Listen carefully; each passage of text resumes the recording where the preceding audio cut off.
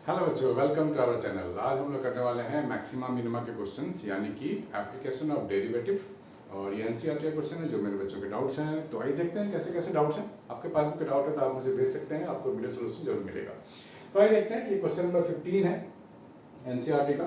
अगर आप एनसीईआरटी है आपके पास लेटेस्ट वाली, तो आप देख सकते हैं, उसमें एक क्वेश्चन है।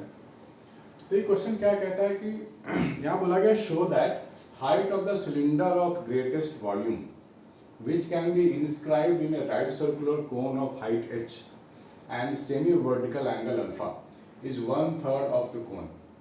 ध्यान से पढ़नी पड़ेगी क्वेश्चन को, क्योंकि कभी कभी ऐसा होता है कि एक दो बार पढ़ने से समझ में नहीं आता।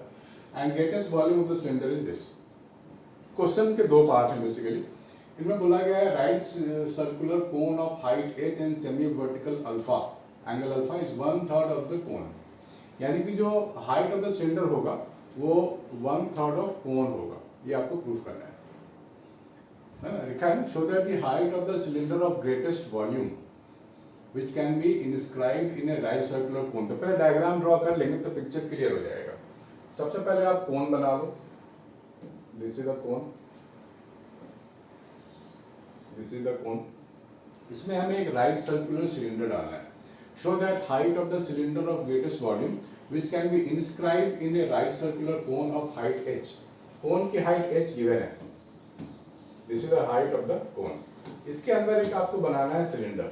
तो आप एक सिलेंडर ऐसे बना लो, इसके अंदर ऐसा कुछ, ठीक है, ऐसा कुछ। सेमी वर्टिकल एंगल भी आपको दिखानी पड़ेगी। सेमी वर्टिकल एंगल, तो आप यहाँ से एक लाइन ऐसे दे दो और सेमी वर्टिकल एंगल अल्फा आप ऐसे दिखा दो। राइट, सेमी वर्टिकल तो पूरा वर्टिकल हो गया। सेमी मीन्स आधा। हाइट h, यहाँ बोला गया height of the greatest volume. Cylinder के लिए हमें काम करना पड़ेगा, इसको ग्रेटेस्ट वॉल्यूम देना है। किसको? सिलेंडर को। That can be inscribed in a right circular cone of height h and semi vertical angle alpha is 1/3 of the cone. यानी कि अगर मैं हाइट इसकी ले लेता हूँ सपोज y, मेरे को प्रूफ करनी पड़ेगी y is equal to h/3, ठीक है ना। And the greatest volume and that of the cone and the greatest volume of cylinder is this. Greatest volume of cylinder V maximum कितनी होनी चाहिए? इतनी होनी चाहिए, 4/27 पाई h³ tan स्क्वायर अल्फा। ये हमारे को प्रूफ करनी है, दो चीजें प्रूफ करनी है, ठीक है। तो रेडियस यहाँ पे गिवन नहीं, रेडियस आपको खुद से लेना पड़ेगा। तो आप एज्यूम कर लो कि ये जो रेडियस है ये कैपिटल R ले लो। राइट, रेडियस ऑफ कोन क्या है? कैपिटल R, और रेडियस ऑफ सिलेंडर आप ले लो स्मॉल r, ठीक है। Radius of cylinder small r। ये दो क्वांटिटीज हमने खुद से ले ली है। तो y भी एज्यूम्ड क्वांटिटी है, ठीक है। तो सबसे पहले होता है डायग्राम को समझना। Small r is the radius of the cylinder, capital R is the radius of the cone. और ये सेमी वर्टिकल एंगल खुद ब खुद गिवन है, आपको कुछ नहीं करना है इसके लिए। और ये थोड़ा सा क्वेश्चन में एक कॉन्सेप्ट लग रहा है जो मुझे दिख रहा है। जब आप एक्सप्रेशन लिखोगे वॉल्यूम के लिए और वॉल्यूम ऑफ कोन के लिए और सिलेंडर के लिए, तो क्या लिखोगे? वॉल्यूम ऑफ सिलेंडर की जब हम बात करेंगे, C लिख रहा हूँ, CY सिलेंडर, तो आपको लिखना पड़ेगा पाई रेडियस का square into y, pi r square h, ये होता है वॉल्यूम ऑफ द सिलेंडर। और height of the greatest volume can describe in right circular cone. Right circular cone के लिए क्वांटिटी जो h है, हाइट है, वो गिवन है आपके लिए। तो यहाँ पे दो वेरिएबल हो गया। राइट, यहाँ पे तो दो वेरिएबल हो गए ना, r और y। तो हमारे को एक वेरिएबल को हटाना है ताकि हम लोग जो बेसिक प्रिंसिपल उसको फॉलो कर पाएँ। ये पूरा एक्सप्रेशन एक वेरिएबल में होगा, तभी तो डिफरेंशिएट कर पाएंगे। तो उसके लिए आपको हेल्प लेनी पड़ सकती है ट्रायंगल थ्योरम की। ट्रायंगल थ्योरम हम लोगों ने पढ़ाई करी है ना क्लास 10th में। आपको r और y को रिलेट करना पड़ेगा। तो जब हम लोग बात करें इस ट्रायंगल के लिए, एक बड़ा ट्रायंगल आपके पास ये है, बिगेस्ट ट्रायंगल, राइट, बड़ा ट्रायंगल ये है। और छोटा ट्रायंगल कौन सा है? ये भी एक ट्रायंगल है, राइट एंगल ट्रायंगल है। क्योंकि मुझे r और y को रिलेट करना है, स्मॉल h को भी रिलेट करना है, which is a given quantity. तो इसके लिए मेरे को ट्रायंगल थ्योरम लगाने पड़ेंगे। सिमिलर ट्रायंगल थ्योरम क्लास 10 में पढ़ा है हम लोगों ने। तो आप पहले ट्रायंगल को मार्क करोगे। ट्रायंगल को मार्क कर लें, ABC, DEF।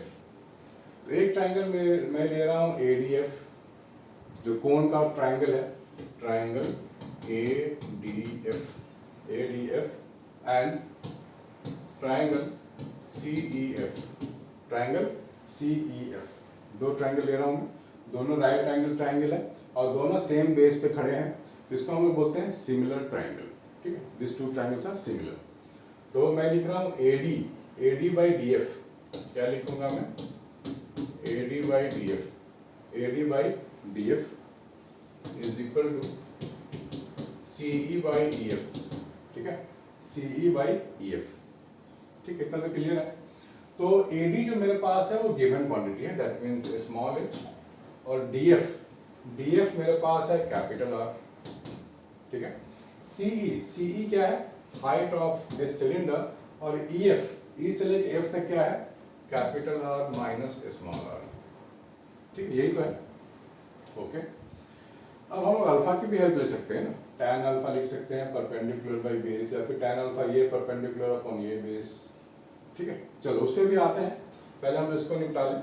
यहाँ पे भी स्मॉल r इन्वॉल्व है और बाकी सारी चीज़ें भी इन्वॉल्व है, तो आप क्या लिख सकते हो, h into r minus r divide by r that is equal to y. तो यहाँ पर y की जगह आप ये सब चीज़ें लिख सकते हो, तो ये हो जाएगा pi r square y, h into r minus r upon r, ठीक है, pi r square y, h into r minus r by capital R, ये आपको मिल गया वॉल्यूम ऑफ द सिलेंडर। तो यहाँ पर आप देख पा रहे हैं कैपिटल R हमें नहीं मालूम है, तो हम लोग कुछ इसके बारे में कुछ और भी सोच लेते हैं। अगर मैं इस बड़े ट्राइंगल की बात करूँ, ट्राइंगल ADF की अगर मैं बात करूँ, तो मैं tan अल्फा ले सकता हूँ परपेंडिकुलर बाई बेस, लिख सकता हूँ tan अल्फा क्या ले लूँगा मैं, perpendicular by base R by H, यानी कि कैपिटल R को मैं रिप्लेस कर सकता हूँ H tan अल्फा से, ठीक है। तो कैपिटल R जो अननोन क्वांटिटी था वो भी मुझे मिल गया नोन क्वांटिटीज में, तो कैपिटल R की जगह मुझे हटाना ही था क्योंकि R is not given quantity, ठीक है ना। H तो गिवन क्वांटिटी है, चलेगा, जो गिवन क्वांटिटी है वो चलेगा, स्मॉल r वेरिएबल है, चलेगा, लेकिन थर्ड जो क्वांटिटी है कैपिटल R, इसको बारे में कुछ इन्फॉर्मेशन नहीं है, तो हमें उसको रिप्लेस करना ही पड़ेगा। तो R की जगह मैं लिखने वाला हूँ, कैपिटल R की जगह लिखने वाला हूँ H tan अल्फा, ठीक है, कैपिटल R की जगह H tan अल्फा लिख लेते हैं, बाकी चीज़ें मैं हटा देता हूँ, जरूरत नहीं है, नहीं, आई नीड सम स्पेस। तो capital volume of cylinder pi r square H, capital R की जगह क्या लिखेंगे, H tan alpha minus R upon H tan alpha, ठीक है, ऐसे लिख सकते हैं, और H और H की एक क्वांटिटी कट जाएगी, एक क्वांटिटी अंदर में रहेगा। तो आपके पास जो एक्सप्रेशन आया इसको अब आप करोगे डिफरेंशिएशन, ठीक है। तो एक आर स्क्वायर इधर बाहर में है और एक आर अंदर है, तो u इंटू वी का फंडा आपको अच्छे से मालूम है, u इंटू वी का फंडा आप लगा सकते हो। तो थोड़ा सा मैं इसको सिंप्लीफाई कर देता हूँ, और ताकि आपको ज़्यादा कॉम्प्लिकेटेड ना लगे, पाई अपॉन tan अल्फा, और इस r को मैं अंदर ले जा रहा हूँ, तो लिखूंगा r square H tan alpha minus of r cube, ये लिखा है मैंने। यहाँ पर देखो H और tan अल्फा कांस्टेंट क्वांटिटी है क्योंकि गिवन क्वांटिटी है, ठीक है। H और tan अल्फा क्या है, कांस्टेंट है, गिवन है, तो आपके पास सिर्फ एक ही वेरिएबल है स्मॉल r। अब आप जब इसको डिफरेंशिएट करोगे dv बाई dr, ठीक है, तो क्या लिखोगे, ये बहुत ही सिंपल डिफरेंशिएशन हो गया, बहुत ही सिंपल, सिर्फ कांस्टेंट के साथ जो वेरिएबल होता है उसी को डिफरेंशिएट करते हैं, कांस्टेंट एज इट इज रहता है अपनी जगह, तो इसका डिफरेंशिएशन हो जाएगा 2r, और ये अपनी जगह कांस्टेंट अपनी जगह रहेगा, बिल्कुल बेसिक डिफरेंशिएशन में कर रहा हूँ, nothing is hi fi in this. So ये मिल गया आपको एक्सप्रेशन, ठीक है। अकॉर्डिंग टू मैक्सिमम मिनिमम मुझे dv बाई dr को 0 लिखना पड़ेगा, और यहाँ से मैं r की वैल्यू निकालूंगा, r का एक्सप्रेशन जो आएगा वो आने वाला है। तो यहाँ से मैं थोड़ी जगह बनाने वाला हूँ, इसको हटा देते हैं, इसको भी हटा देते हैं, ठीक है, ये मिल रहा है मुझे। तो इसको अगर मैं 0 करूँ और r के लिए एक्सप्रेशन निकालूँ तो मुझे क्या मिलेगा, मुझे मिल जाएगा 2h tan अल्फा अपॉन 3 और r, ये स्मॉल r मुझे मिल रहा है 2/3 h tan अल्फा, ठीक है, 2h tan अल्फा अपॉन 3, ठीक है, ये मुझे मिल गया है r का एक्सप्रेशन। तो फिलहाल इसको यही रखते हैं और this is the radius of cylinder. तो यहाँ से हमारे जो प्रूफ करना है वो ये प्रूफ करना है, जो हाइट है सिलेंडर की वाई वो है h/3, यहाँ तक हमारे को पहुँचना है। तो जब हम हाइट की बात करेंगे यानी कि वाई की बात करेंगे हम लोग, ठीक है, वाई की बात करेंगे।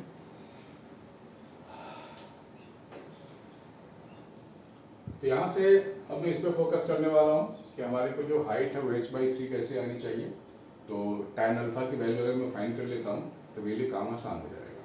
तो tan अल्फा में लिख सकता हूँ, अब यहाँ पे आप ध्यान दो, tan अल्फा में लिख सकता हूँ स्मॉल r अपॉन दिस का मतलब हो गया h-y, ठीक है ना। मैं यहाँ लिख सकता हूँ tan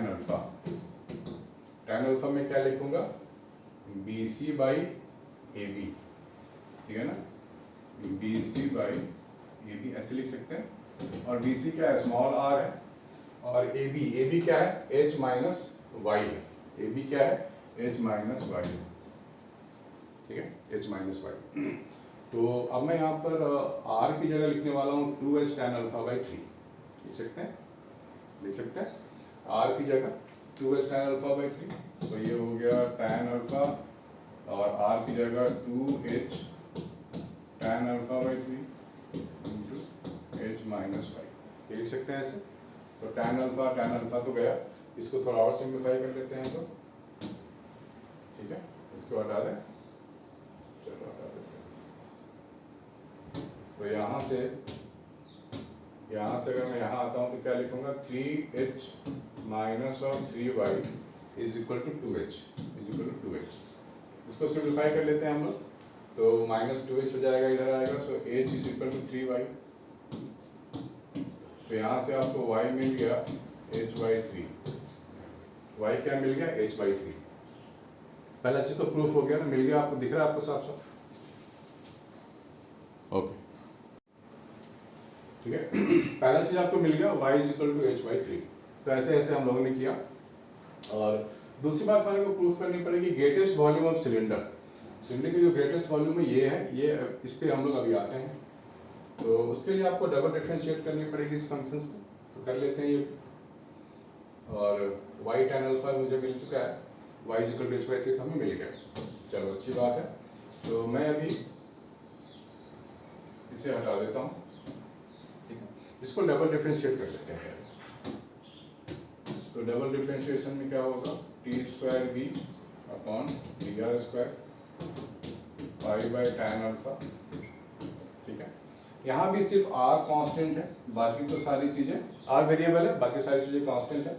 ये हो जाएगा 2h tan alpha minus of 6r, ठीक है, 2h tan alpha minus of 6r है। और यहाँ पर हम लोग वैल्यू डालने वाले हैं, जो r की वैल्यू है 2h tan अल्फा/3, ये डाल के देखते हैं तो क्या मिलता है, अभी मालूम पड़ जाएगा आपको, π/tan अल्फा। क्योंकि हमारे को साइन चेक करना होता है, डबल डिफरेंशिएशन में क्या साइन को चेक करते हैं।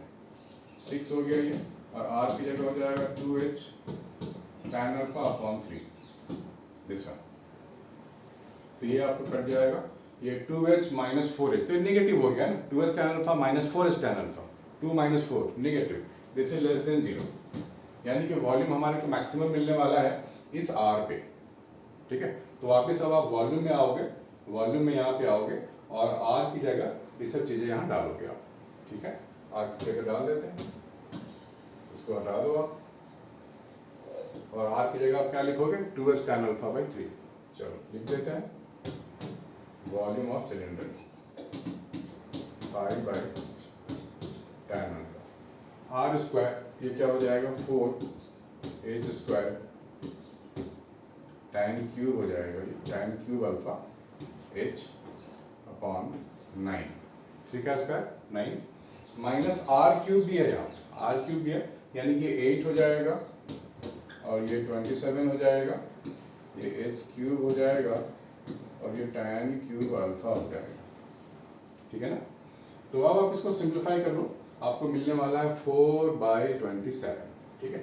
27 आपको लाना है, तो 3 से ऊपर नीचे आप मल्टीप्लाई कर दो, ये हो गया 12, और 12 माइनस 8 करेंगे तो 4 हो गया, 4/27 h³ तो रहेगा, लेकिन एक tan अल्फा कट जाएगा, एक tan अल्फा कट जाएगा, यहाँ स्क्वायर बचेगा, स्क्वायर बचेगा, ठीक है। इसको आप बस एलसीएम लेके एक स्टेप सिंप्लीफाई करो, आपका आंसर आ चुका है। तो मिलते हैं बच्चों नेक्स्ट वीडियो में और भी डाउट के साथ। Bye, take care.